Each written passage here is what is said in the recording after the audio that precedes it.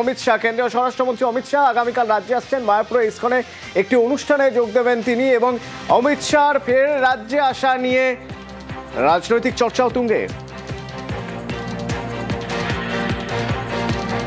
Mayapur ISKCON মন্দির বিশ্ববিখ্যাত মন্দির তৈরি হচ্ছে। তারা চান যে একবার মাননীয় অমিত শাহ ওখানে যান। এর অনেক বছর আগের থেকে ওনারা আগ্রহ করেছেন আসার জন্য, কিন্তু মাননীয় অমিত শাহ সময় দিতে পারেননি বলে এবারে একবার যাওয়ার চেষ্টা করবেন উনি ওখানে। তো দর্শনীয় স্থান, প্রত্যেকের যাওয়া উচিত। বিজেপি হিন্দুত্ব বলতে লজ্জা পায় না, কারণ হিন্দুদের দেশ, হিন্দু কালচার এখানকার, লাইফস্টাইল এখানকার হিন্দু। ফালতু সেকুলারিজম দেখাই না, আমরা হিন্দু জীবন পদ্ধতি, হিন্দু আইডিওলজিতে বিশ্বাস করি।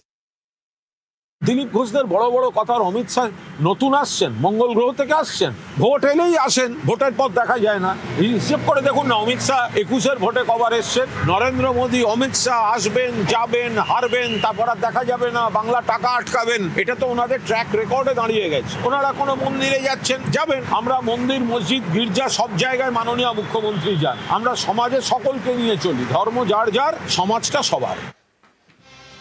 আর এবার জনসংযোগ বাড়ানোর জন্য বিজেপির রথযাত্রা। এর আগে 2021 বিধানসভা ভোট, 2024 লোকসভা ভোটের আগেও দেখা গেছে বিজেপির রথযাত্রা। এবারও দোলযাত্রার পরেই বিজেপির রথযাত্রা।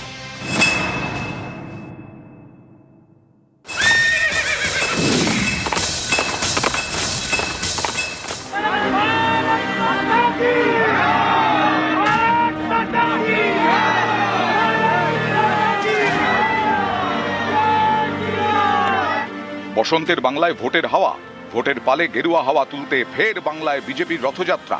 3রা মার্চ দোল, এই দোলযাত্রার পরেই শুরু হবে বিজেপির রথযাত্রা।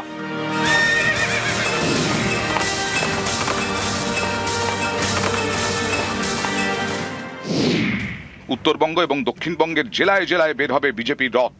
সব রথেরই গন্তব্য হবে ব্রিগেড। সব রকম ভাবে ভারতীয় জনতা পার্টি প্রচার করবে।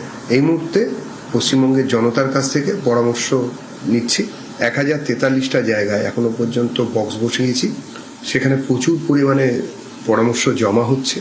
নতুন যে রেনেসা আসতে চলেছে বিজেপির সরকারের সময়, যেটা পশ্চিমবঙ্গের জনতার সরকার হবে, সেটা আগে তৈরি করছি।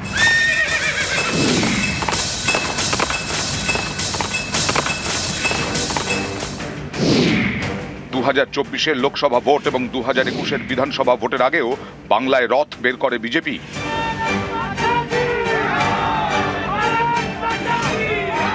রথযাত্রার সঙ্গে বিজেপির ইতিহাস জড়িয়ে। রাম মন্দির তৈরির লক্ষ্যে 1990-এ রথ বের করেন লালকৃষ্ণ আডবাণী।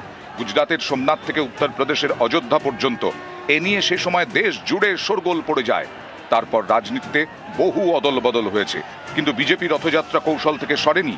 কারণ পর্যবেক্ষকদের একাংশের মতে এই রথযাত্রা কর্মসূচির মাধ্যমে আজও হিন্দুত্বের শান দেওয়ার চেষ্টা করে পদ্মশিবির। আমাদের রথযাত্রা বলতে বিজেপির জনসংযোগ যাত্রা বা পরিবর্তন যাত্রা। সেই পরিবর্তন যাত্রার প্রথাগত ঘোষণা উপযুক্ত সময়ে হবে। 10টি বিভাগ আছে, 9টি বিভাগে 9টি আমাদের সভা হবে। সেখানে আমাদের কেন্দ্রীয় নেতৃত্ব আসবে, নীতিন গাডকারি থেকে শুরু করে অমিত শাহজি থেকে শুরু করে, তারা 9টি সভা করবে। শনিবার বিজেপির সল্টলেক অফিসে কোর কমিটির বৈঠক হয়। সেখানেই সিদ্ধান্ত নেওয়া হয় এই রথযাত্রা নিয়ে। তবে রাজনৈতিক মহলের অনেকেই মনে করছেন, জনসংযোগের মাধ্যমের পাশাপাশি এই রথযাত্রা বা রথ বের করার মাধ্যমে ধর্মীয় মেরুকরণের রাজনীতিতেই শান দিতে চাইছে বিজেপি। ক্যামেরা দীপঙ্করের সঙ্গে সুস্মিতা, নিউজ 18 বাংলা, কলকাতা।